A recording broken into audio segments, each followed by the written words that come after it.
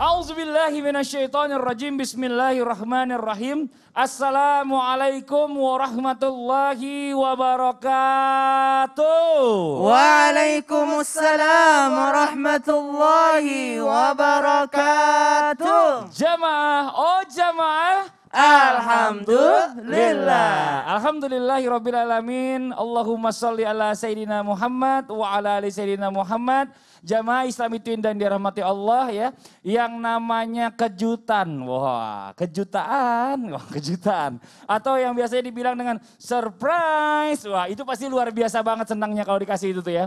Kalau ternyata ada kejutan atau surprise yang dilarang. Nah, kira-kira kayak gimana tuh ceritanya tuh? Biasanya kita suka ngasih surprise juga sama pasangan, sama anak, sama orang tua. Nah kalau misalnya memang ada yang seperti apa yang nggak boleh, atau kejutan ini atau istilahnya surprise ini yang nggak boleh dilakukan sama kita. Hari ini kita bahas sama-sama, mudah-mudahan itu bisa menjadi ilmu yang bertambah buat kita semuanya. Amin. Ya. Karena ini hal yang paling sering kita lakukan nih dalam kehidupan kita. Hari ini kita membahas tentang tema yang luar biasa. Temanya adalah surprise yang dilarang Rasulullah. Ya Allah ya Rabbi, kayak gimana nih Ustadz Syam? Iya. Ini langsung aja kita tembak nih. Ustadz Syam sering ngasih surprise gak sama Jihan?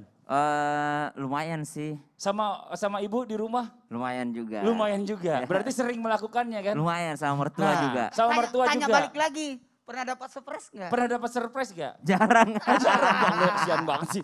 Tapi bener gak nih?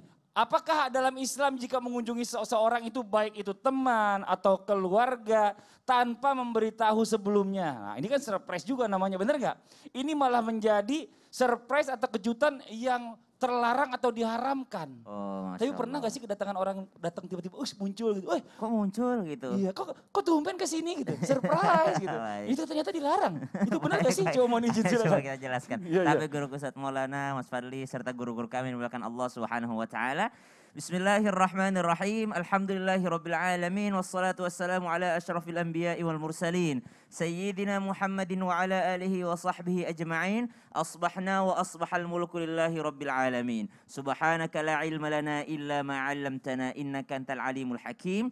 Rabbi shrah li sadri wa yassir li amri wahlul 'uqdatam min lisani yafqahu qawli waj'al li waziran min ahli. Amin amin amin ya rabbal alamin. Dalam sebuah riwayat disebutkan bahwasanya dari sahabat Abu Musa al-Asy'ari radhiyallahu an, beliau berkata, Rasulullah sallallahu alaihi wasallam bersabda, minta izin masuk rumah itu 3 kali. Jikalau diizinkan untuk kamu masuklah, dan jikalau tidak maka pulanglah. Hadis riwayat Bukhari dan Muslim. Maksudnya adalah ketika seseorang datang ke rumah seseorang untuk bertamu, ke rumah kerabatnya untuk bertamu, atau ke rumah orang lain untuk bertamu, jikalau dia telah memberi salam atau mengetuk pintu, maka salah satu adabnya jikalau tidak dibukakan maka pulanglah. Sekarang tuh yang bikin PR biasanya paket ya.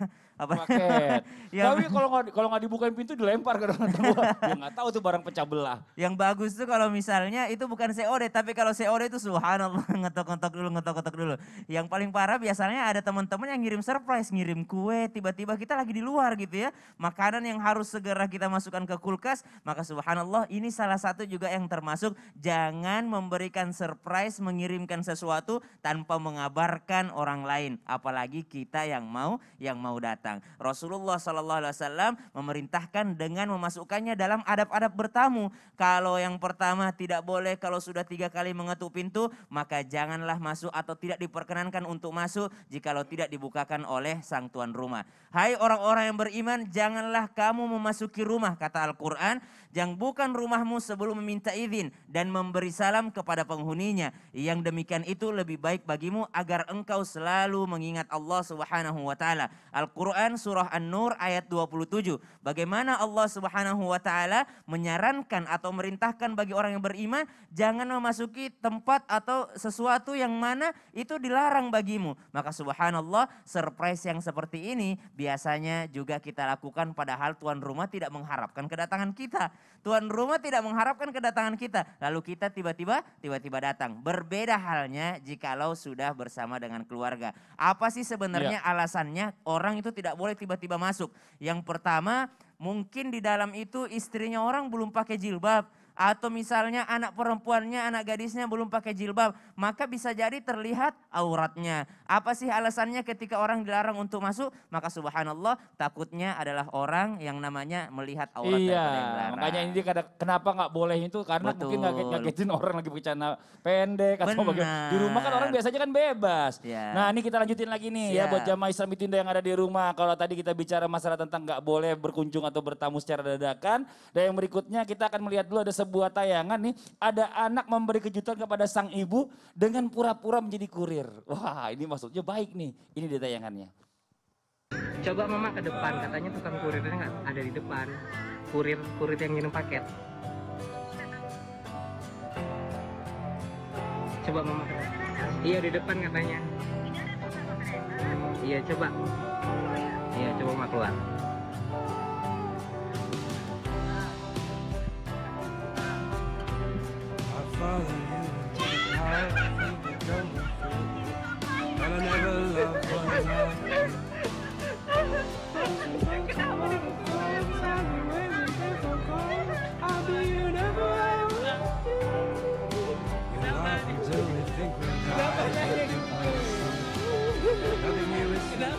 Iya ini Masya Allah luar biasa ya, ini sampai haru banget ibunya. Ini maksudnya adalah membuat ibunya tuh senang dengan tidak memberitahu terlebih dahulu. Ustadz Syamanya jujur tadi, saya sering ngelakuin itu juga kalau pulang ke Makassar nggak ngomong. Dulu Ustadz Maulana juga gitu, tiba-tiba Enak dari mana, aja. bener nggak? Harusnya kan ke Kalimantan, tiba-tiba balik pulang ke Sulawesi. Iya. Iya kan sering kayak gitu juga. Nah itu Transit gimana ya kan? Bicara Tapi masalah sekarang tentang... umumin kalau saya datang. Nah, tapi kan kalau misalnya orang tua kita nggak kasih tahu, kita berbohong sedikit, akhirnya kita kasih tahu dan senang bahagia, apakah itu termasuk dosa atau termasuk nggak boleh atau termasuk haram? Bagaimana Ustadz Maulana penjelasannya? Iya, izin Ustaz Sam dan semuanya. Bismillahirrahmanirrahim. Assalamualaikum warahmatullahi wabarakatuh. Waalaikumsalam warahmatullahi wabarakatuh. Jamaah. Iya. Oh jamaah. Iya. Alhamdulillah. Alhamdulillahirrabbilalamin. Allahumma salli ala sayyidina Muhammad wa ala sayyidina Muhammad. Satu bentuk pujian dan rasa syukur kita hari ini 17 Muharram 1443 Hijriah. Dan mudah-mudahan kita mendapatkan keberkahan. Nah kalau berbicara tentang, maaf saya langsung ambil saja garis merahnya aja ya. Tidak usah berbelit-belit-belit. Maka berbohong saat memberikan kejutan untuk menyenangkan. Sekali lagi berbohong memberikan kejutan untuk menyenangkan. Nah, maka kalau kita berbicara kebohongan, kebohongan itu jelas tidak boleh.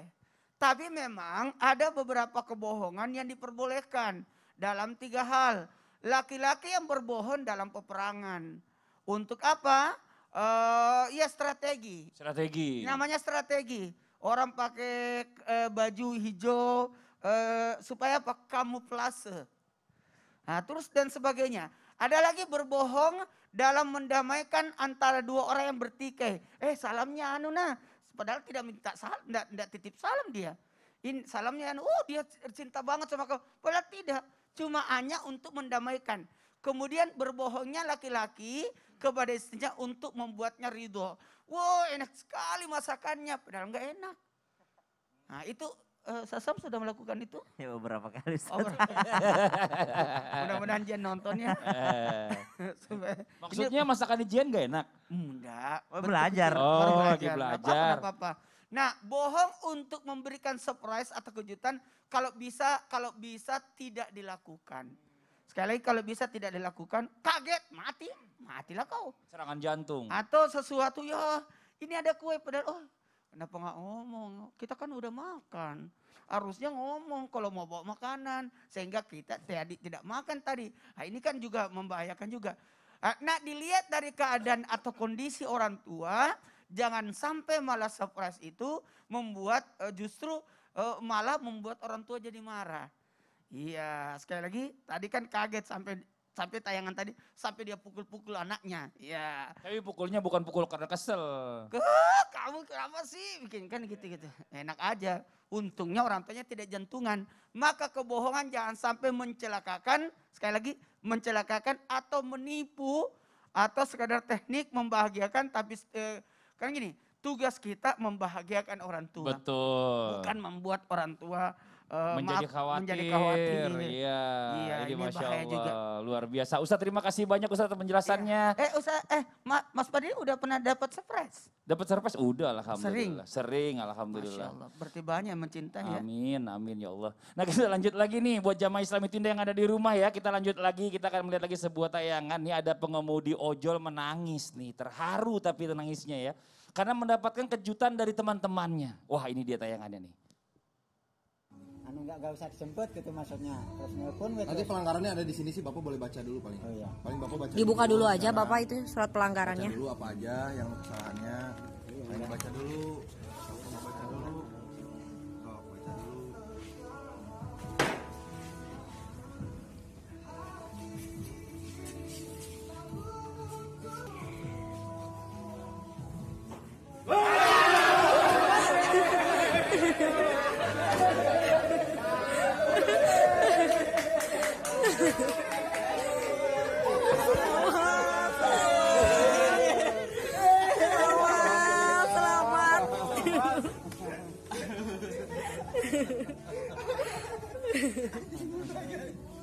Bapak boleh baca Pak, apa itu tulisannya Pak? Baca dulu Pak, baca dulu Pak.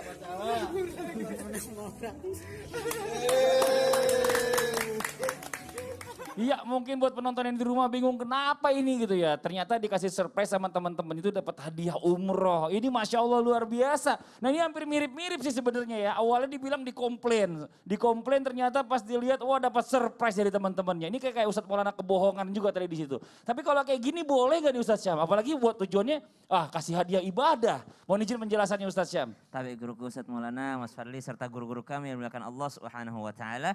Bismillahirrahmanirrahim. Alhamdulillahirabbil alamin. Allahumma salli ala sayyidina Muhammadin wa ala alihi wa sahbihi ajma'in. Maka menakut-nakuti orang lain. Ini kan menakut-nakuti namanya nih. Menakut-nakuti membuatnya khawatir seseorang itu dilarang oleh Rasulullah sallallahu alaihi wasallam. Jadi ketika Rasulullah SAW itu pernah menyampaikan dalam sebuah riwayat bahwasanya seseorang yang menakut-nakuti seseorang yang lain dengan senjata tajam itu akan dilaknat oleh Allah sampai dia menurunkan senjata tajamnya. Jadi ada orang menakut-nakuti dengan pisau, gitu misalnya, atau dengan apapun itu, dengan anak panah atau apapun itu, maka itu dilaknat oleh Allah Subhanahu wa taala sampai dia menurunkan sesuatu yang berbahaya tersebut. Maka subhanallah, jikalau hendak membuat surprise, hendak memberikan hadiah, kan ini kan supaya lebih seru gitu ya, didramatisir dulu supaya lebih berasa hadiahnya. Kalau tiba-tiba dikasih umroh gitu aja, ini nggak ada, misalnya nggak ada surprise-nya gitu. Nah Islam itu nggak kaku-kaku amat.